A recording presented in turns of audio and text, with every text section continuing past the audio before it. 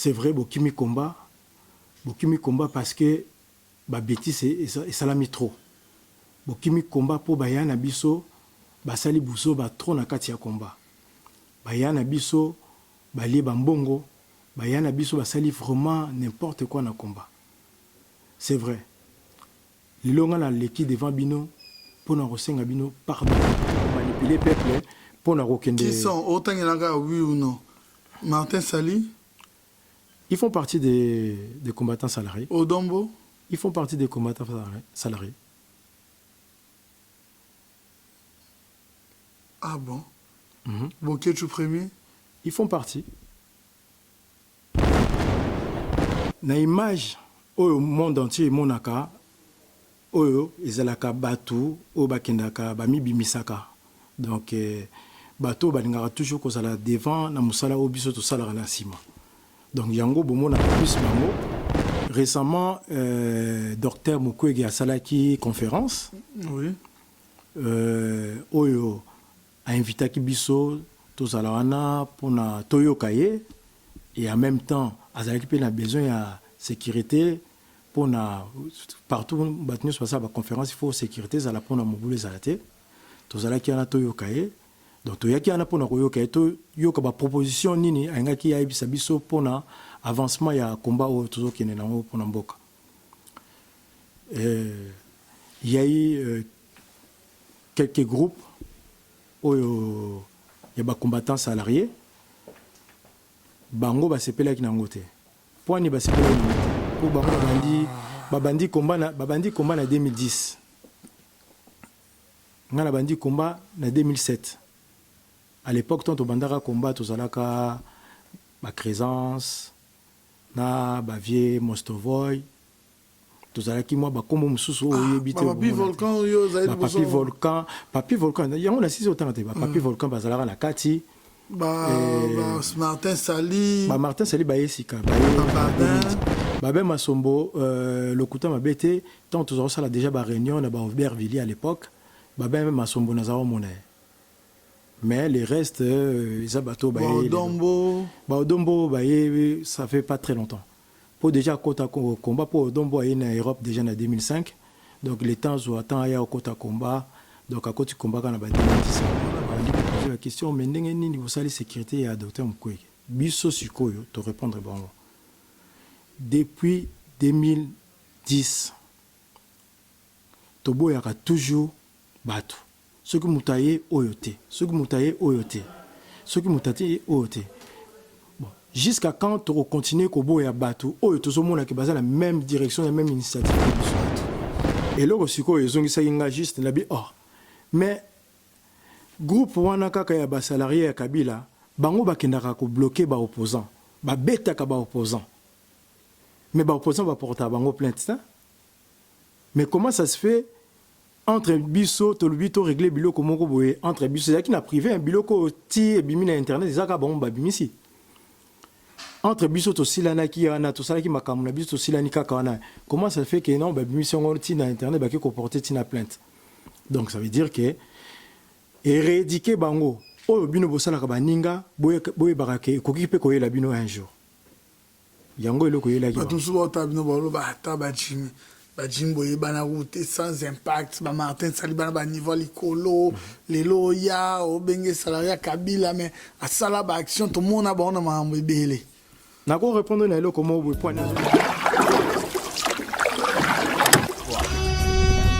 Cette émission est sponsorisée par Papi le Roi, carte illimitée, Formilia Souka.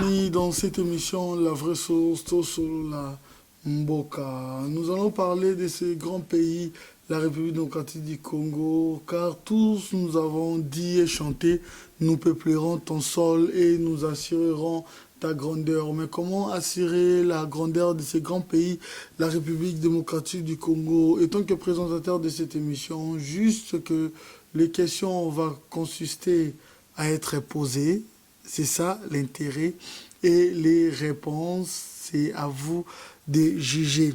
Il est avec moi ce soir, c'est le président de la Force du Congo. La Force du Congo, c'est une association le jeune monsieur se brave d'un fils de ce pays, la République démocratique du Congo, qu'on appelle Jimmy Congo, surnommé Jimmy. Vous allez bien? Merci à vous. Ouais, Dieu fait grâce. Tozawana, plaisir au Yambo. Moi de même. Donc, parce que là, on s'appelle dans Kando la Tiveste. Parce que différence, binoto au matara, ba médaille na bino. Tout le monde a sportif et bello, au monde a dit tout le judo, quand il faut mettre, au monde a ceinture de chanjaka. Mais au monde a kimono et tigaliga à moko. Mais bino ils ont que bozo changer structure, bozo changer makambu nyonso. Au monde a dit non, au yagi na jogging, lelo komi na ba veste. C'est bien. Au boire na jogging, lelo bo na veste. Discours est au bêta, au moins le commis politique, tu vois, c'est là. Bon, merci encore, question Nayo. Bon, question est bien. Le problème c'est quoi? Au moment où tu as devant bino ba journaliste, et ça la tu as pour na sur la makambu ya sérieux makamamboka. Alors tant tu zoya devant bino pour na sur la mamba sérieux, sérieux qui ndagana habillement. Ils étaient dans la jogging, tout est sur la mamba politique. Tant que sur la politique, ils sont très sensibles. Donc je suis obligé, na quota, na cativement, il y a esprit, il y a politique, pour na tout sur le labia. L'association Nabino, apparemment, ils ont appelé moi problématique. L'association Nabino, je m'explique. L'association Nabino, beau salaki, beau format qui, plateforme moko nabandeko. Vous étiez nombreux. Plateforme wana ekendapi kaka bino bo bebisa bo panzani. Association na bino dernièrement tout le monde a agression ya RCK. Et le salinga mawana agression on ezaki ngana bike bino ezaka lumbe moite. J'ai écouté Martin Sali dire que il est en train de se plaindre que justice c'est au salam sana baro funda bino nabi bino be funda mais ça linga somo nabi mais c'est que quand même vous avez réagi très mal au moins été commis trop kaka bino. Bon, question non ils a très bien. Bon yo tangi ba combo mais et pas la biso ba jeune to benga bango eza association ya ba salarié ya Kabila. Yo bien sûr beng bango na kombo mais ngala linga trop ko ba kombo na bango te. Oh mais bango ba bloquer ba concert, bango mutu ba zo ba permission pour na ba marche, ils aura toujours bango, ils aura binote. Na image au monde entier monaka oyo ezalaka batu o bakendaka ba mibimisaka. Donc bateau balingaka toujours kozala devant na musala o biso to sala na sima. Donc yango bomonaka plus bango biso to lingaka toza ba jeune moko to lingaka trop ko sala ba match vite na ba internet na ba vidéo yango monaka plus bango ba mesana ya biloko wana yango monaka bango yango pesa bango pouvoir wana bokasa baza ba leader. Mais baza ba leader te. Na plateforme obino bopanza. Na plateforme. Bon, plateforme biso to panza plateforme te. Plateforme eza kaka ba salarié wana ya Kabila bango nde balinga komi bimisa devant na plateforme wana moni na mukili na vie eza na mutu azalaka na niveau na ye intellectuel. Donc c'est-à-dire batika ka mutu na place na ye o azala nango. Yoko zala na niveau ya collège te bakende kopesa place ya mono aza na université. Donc mono aza na collège alingi azwa place ya muto aza na université. C'est-à-dire quoi Nali Kambouana na tout se comprendre bien. Il y avait une plateforme, il y avait le président Georges Alula. Il y avait vous, il y avait RCK, il y avait tant d'autres. Et là, on est l'équipe Panzana. Bon, ça va clair. Déjà, comme on est tout cela qui coalition. Oui. coalition ezalaki ko joindre en fait ba association nyonso ezalaki partout en Europe. Ok. Donc ezalaki initiative moko ya bien pour mindele ba sengaki biso babaki ke bino tozoyoka bien sûr boza ba combattant, mais est-ce que beaucoup ça les loko moko bino nyonso ensemble été tant bozoya ko déposer le biso ba dossier toyeba ko canaliser bino. Donc yango toyokanaki entre biso na biso ba combattant tosangana tosala eloko moko moi plateforme moko ya bien pour na to avancer na combat oyo tozomene contre criminel oyo aza na mboka na biso. Après bopanzani siko tisiko zoko omoni bino bopanza makambo yango bopanzanelaki nini yango na expliquaki oyo tout à l'heure kopanzana na biso, c'est-à-dire bato nyonso bazalaki na kati ya coalition bazalaki bato moko bazalaki kotambola na droit chemin. Mais il est arrivé un jour où tolobaki que non na kati ya plateforme tozalaki kozwa ba rendez-vous na ba Quai d'Orsay, ba rendez-vous un peu partout. Na si bon mona même ba photo tozalaki même reçu na premier ministre ya Hollande, ya Belgique toi qui aussi reçu. Mais ce côté na kati ya plateforme ezana batu moko boye balinga qui toujours ezalaka bango ni mbaki na rendez-vous wana et non bato baza na compétence koleka parce que pour bon bazo ba rendez-vous wana bango te bazo ba rendez-vous ezomaki ba rendez-vous monsieur ezomaki na si je me trompe pas na Dijon mutazo akiango ezalaki ba combattre à Dijon, mais c'est toujours les mêmes personnes au babimisaka mitu balingaka toujours ezala bango yango komaki ko sala moi ba désordre parce que niveau intellectuel ou bien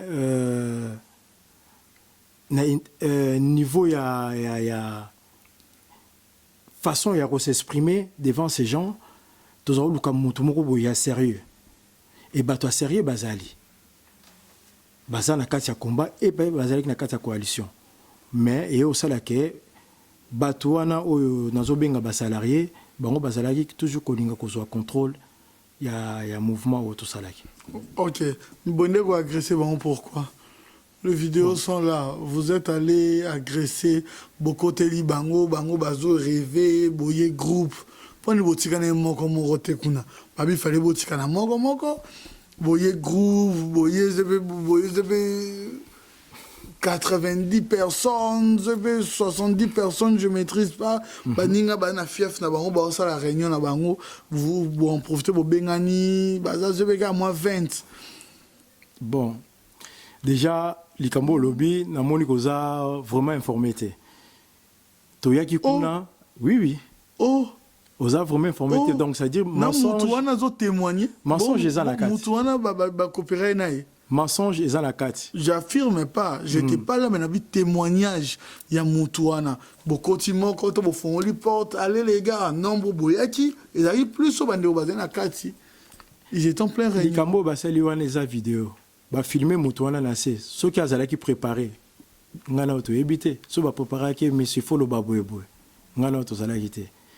Biso toyaki kuna na invitation ya groupe wana. Bah, invité Bisso pourquoi? Récemment, Dr Mukwege a salaki conférence. Oui. Oyo a invité Bisso Tozalawana pour na Toyo Kaye et en même temps, Azalaki pe na besoin de sécurité pour na partout batnu sur sa conférence il faut sécurité zala pour na mobile zalate. Tozalaki na Toyo Kaye. Donc toyaki ana pona koyoka to yoka ba proposition nini angaki ya ibisa biso pona avancement ya combat au tozokene na pona mboka. Il y a eu quelques groupes oyo ya ba combattants salariés bango ba sepela ki nangote. Poni ba sepela ki nangote.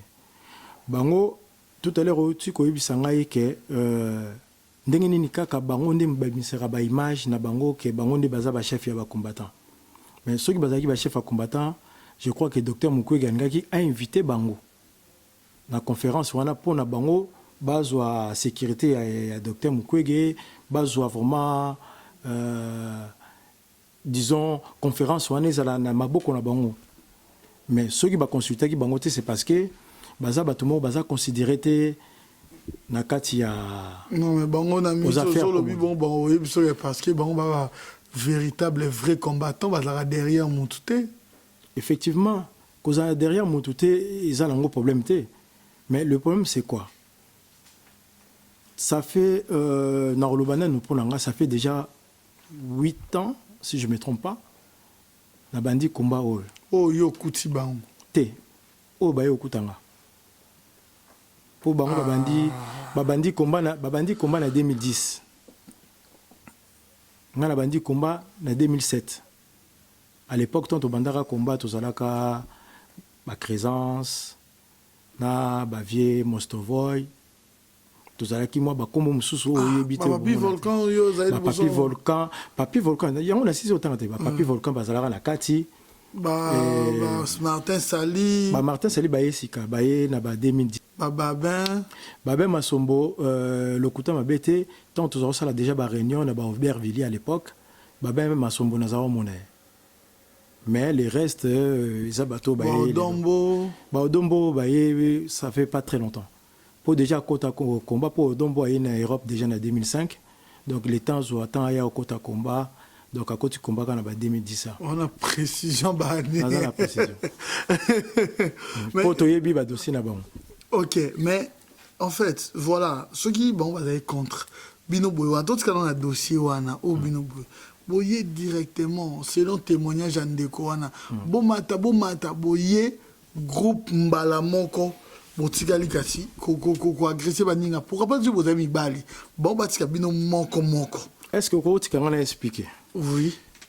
Toyaki réunion wana ba convoquer ki biso donc les années invitation ba bengi biso ba lui ke boya to solo là parce que bango bazalaki soi-disant d'accord te na sécurité ya docteur Mukwege donc ba ngaki biso ce peut to comprendre le pourquoi bon habitant boya to vanda to solo là tant to komi ndenge zalaka to tuni chaque fois sous mutaye ba to na sala RCK balakisi biso sala RCK skazalaki to koti to vandi bavandi ko poser la question mais ndenge nini bosali sécurité ya docteur Mukwege biso sikoyo to répondre bon depuis 2010 to boyaka toujours bato soki mutaye oyote soki mutaye oyote soki mutaye oyote bon jusqu'à quand to continuer ko boya bato oyo to somona ke baza la même direction la même initiative que biso.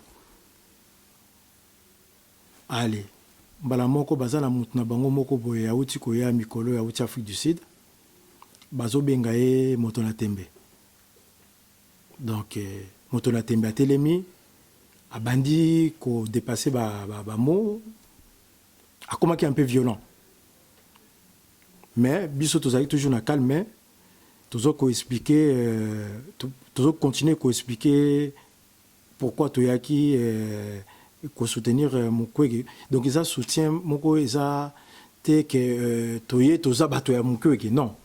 Eza que to sali sécurité na pona toyo kana ba proposition azoloba biloko azoloba soki zo kene na direction na biso. Mais je crois que bato nyonso bazalaki ba convaincu na makambo Mukwege alobaki aza la même langage que biso aza na posa Kabila alonga vraiment la pouvoir. Donc to bandi ko expliquer bango ba lobité ba bengi docteur Mukwege burundais donc congolais ba commissaire burundais et ba lobby ka koma côté ka ba organes en Europe qui a commencé à trafic d'organes bistobi mais non c'est pas vrai mutuana abandi musala na hôpital na 99 si je me trompe pas yango zo bana ba précision parce que na vie il faut koyeba ka kolanda mutu kotanga bien kotanga ka trop ba livre kotanga trop makambo be pour comprendre.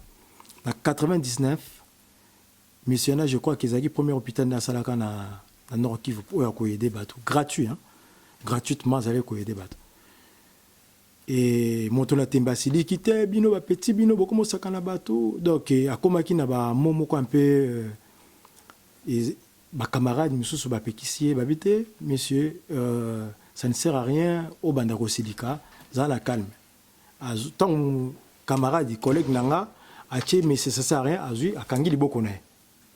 Donc au moment akangi liboko na ye ça dégénérait. Donc il dégénérait à partir de là. Donc moto na tembe na bango aluka ki bitumba. Donc en fait c'est comme si ba piéger ki biso to ya akoya ki na se.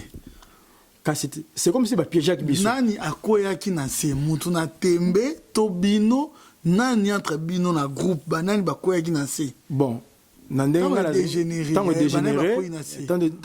ngala za yo calmer mais na mona ki moto na temba ko kinase. Donc moto na tembe mais à quoi kinase. Vous assure. Nous assure parce que ba vidéo ezali mais comme ba melesa ki biso ke ba reporter biso plainte, yango moni ba vidéo e bimité. Oto bino be reporter na ba plainte. Bon est-ce qu'on va ça ba tu susu. Boye ba teke c'est que mboka to bolo bi teke mutabe chose en vidéo ko porter plainte. C'est bino moto boye bango. Bo combien de vidéos bo sali pa bato. Et là osiko ezongisa inga juste na bi oh. Mais groupe wana kaka ya ba salarié ya Kabila, bango bakendaka ko bloquer ba opposant. Ba betaka ba opposant. Mais ba opposant va porter bango plainte ça. Mais comment ça se fait entre biso to lubito régler biloko moko boye entre biso ya qui na privé un biloko ti e bimi na internet ezaka bango ba bimisi. Entre biso to silana ki ana to sala ki makamu na biso to silani kaka wana. Comment ça se fait que non ba bimisi on ti na internet ba ki ko porter ti na plainte. Donc ça veut dire que éradiquer bango oyo bino bosala ka baninga boye barake koki pe koyela bino un jour. Yango eloko yela ki. Bato suba tabino balo ba tabachimi. Ba Jimbo bana route sans impact ba Martin Salibana ba niveau likolo lelo ya obenge salaria Kabila mais a sala ba action tout monde a bona ma mbele na ko répondre na eloko mo bo point nazo benga ba salarié ya Kabila awa toza na opposition awa toza na majorité na combat na biso depuis to banda to yebaka que non ce que majorité est en Europe pour exercer dans musala la bango te photo bloquer bango partout photo poursuivre bango partout sika bazali pour na ko empêcher bango basala ba conférence to empêcher bango vraiment ba exercer na Europe tous allez ko bundana ba opposant mais lelo oyo bizarrement to bosani cible na biso ezali majorité hein qui dit majorité qui dit Kabila to bosani cible na biso to komi ko bloquer ba opposition ce que tali bien partout na internet au fouiller au remona ke ba combattant ba bloquer sous majorité te ba comment ko bloquer ba opposant bon nazala posana ba éclaircir nga pona nini ko bloquer muto yo azobundisa muto biso tozobundisa. Nous avons vu même avec le journaliste près de l'opposition Daniel dernièrement. Bolokisa qui est menace, quand je dis beau, les combattants, pas votre association, Ndeko Eliezer, plusieurs fois avec l'UDPS, plusieurs fois avec tant d'autres, Martin Fayoul et tant d'autres. Mais les gens commencent à se poser des questions aussi dans Makambouana. Où allons-nous? Et après, il y a Makambouya, docteur Moukoui, mais où allons-nous réellement? En fin de compte, vous étiez là, vous tous, tout le monde est binopé, pour bloquer concert et héritier. Au moment où on parle, il y a une délégation forte du gouvernement qui sont en place.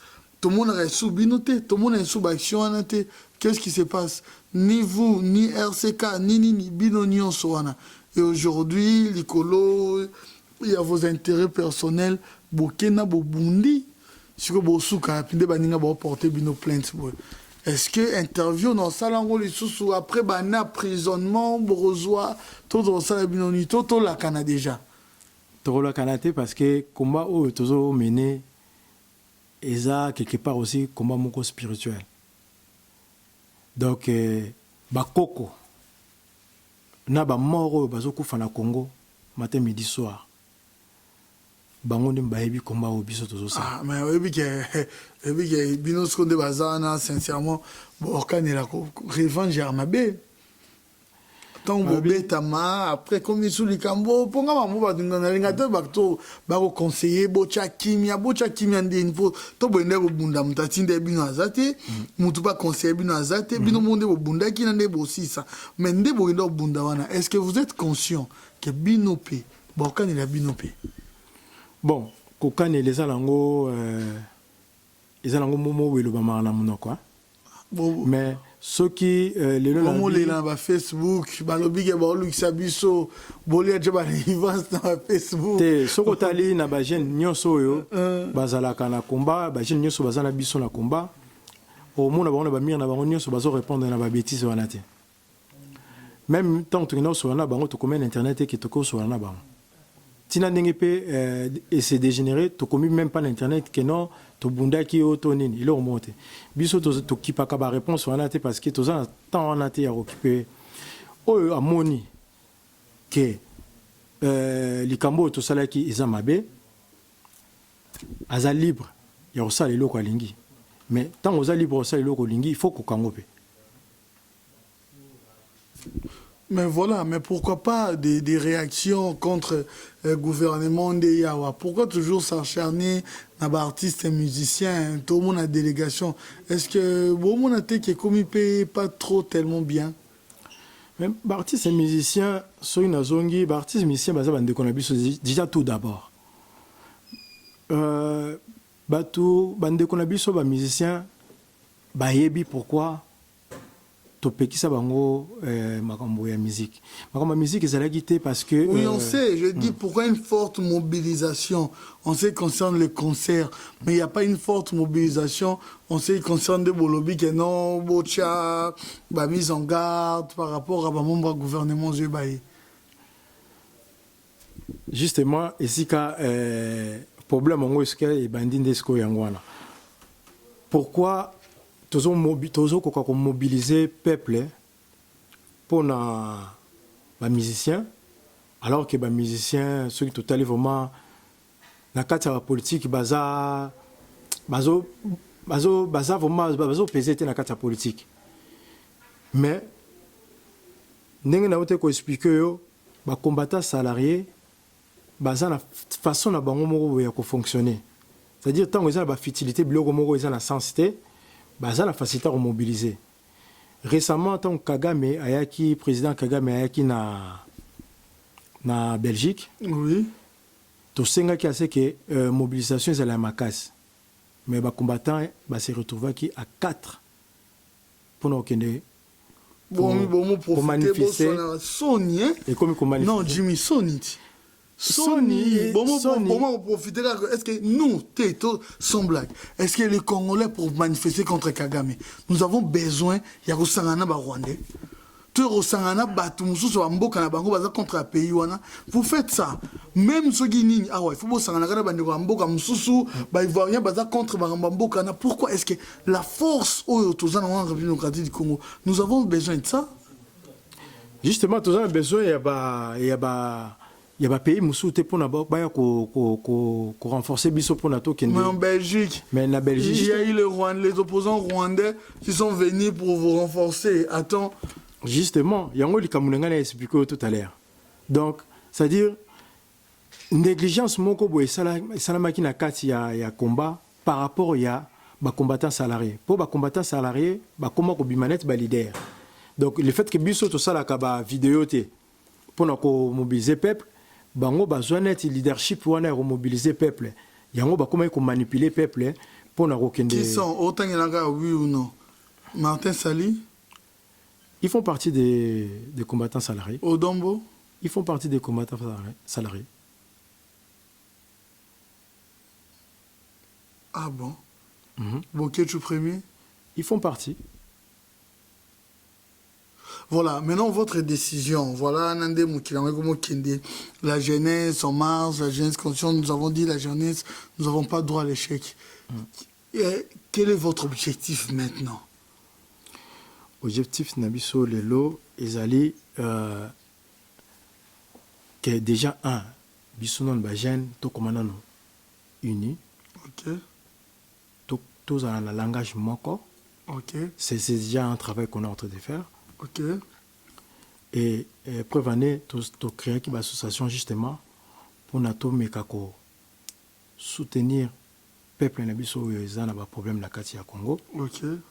Mais tu as un projet où ils allaient que tu as les matos bunda pour un jour le Congo de demain est libre.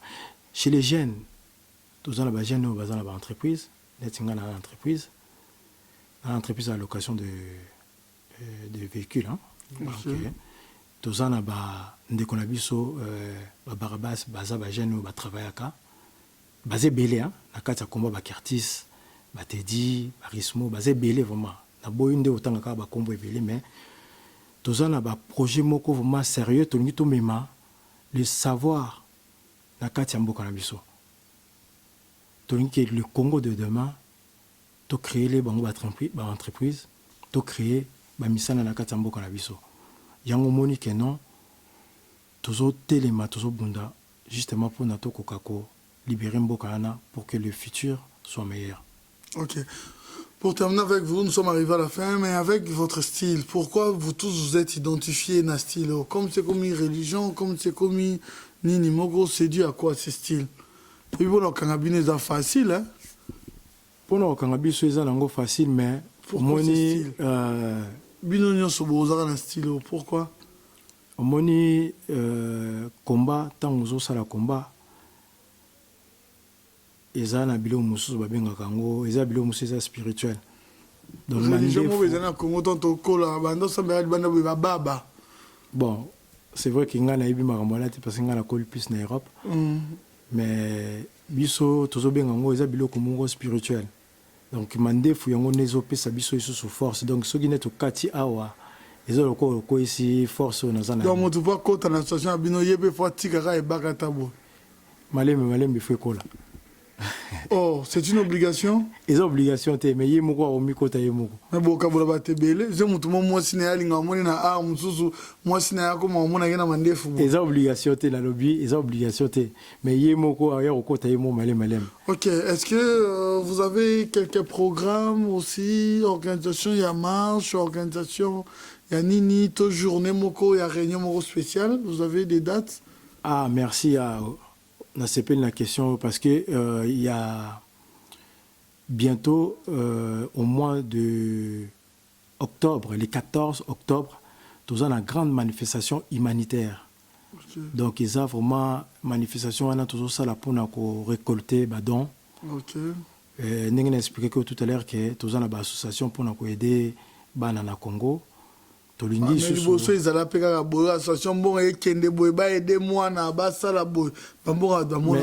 les lots, tous ces l'affaire de la fille, où en sommes-nous? Ah, ok. Aux ongles sont d'affaires, on a justement, et c'est là qu'il y a des combattants salariés. Oyo, bakangisaki bambongo, et ça là. Combattants salariés, c'est-à-dire? Combattants salariés, ça bateau, bazo travailler pour la Kabila. Bateau, bakombo otangelenga tout à l'heure. Eza bateau bazo travailler pour na otanga pour nga na otuna yo odombo azana kati Martin Sali azana.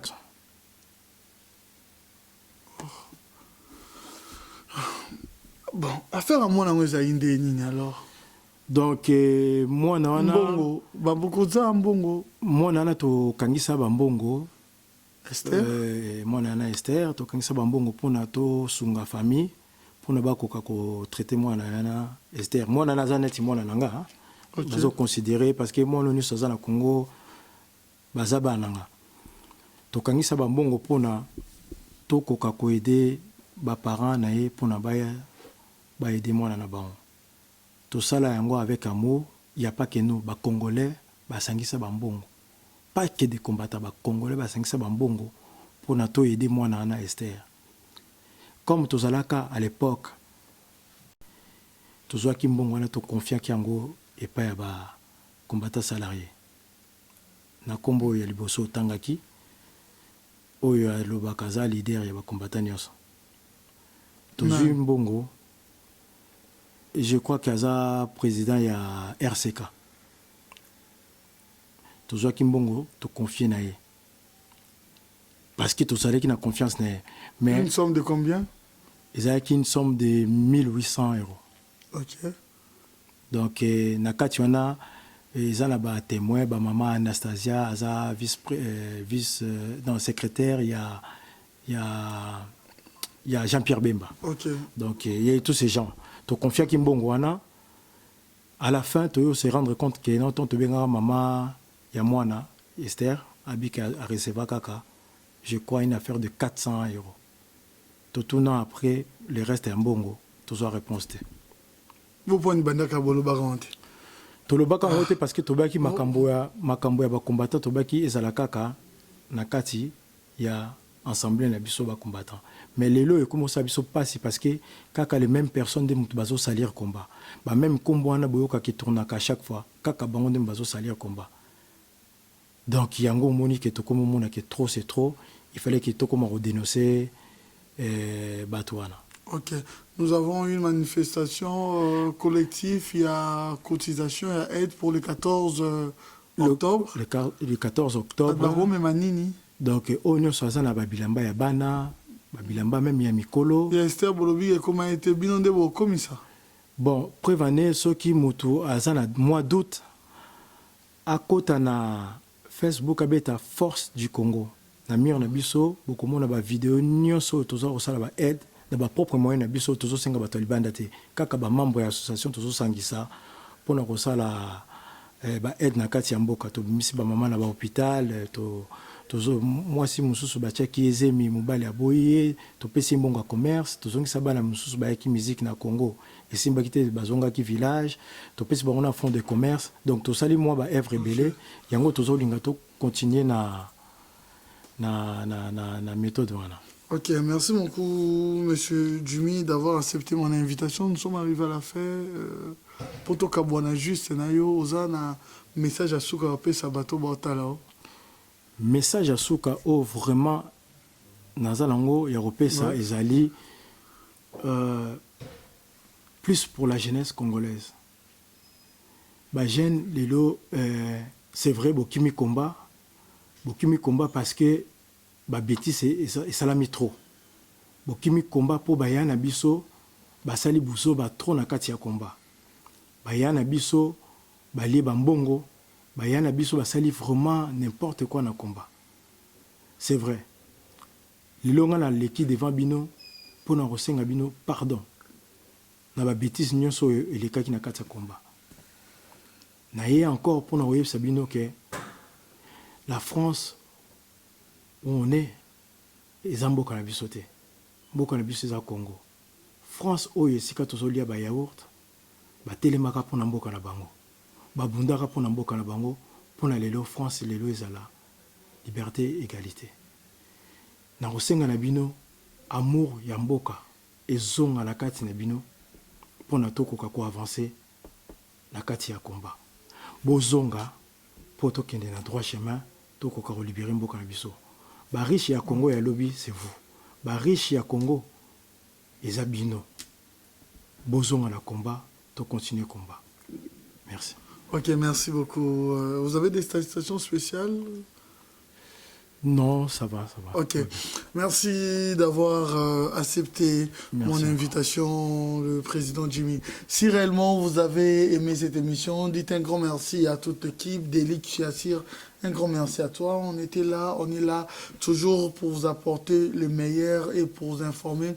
Simpson et Célé. C'était Adoyoué à la présentation. Quant à moi, je vous retrouve à la prochaine. Merci beaucoup. Merci.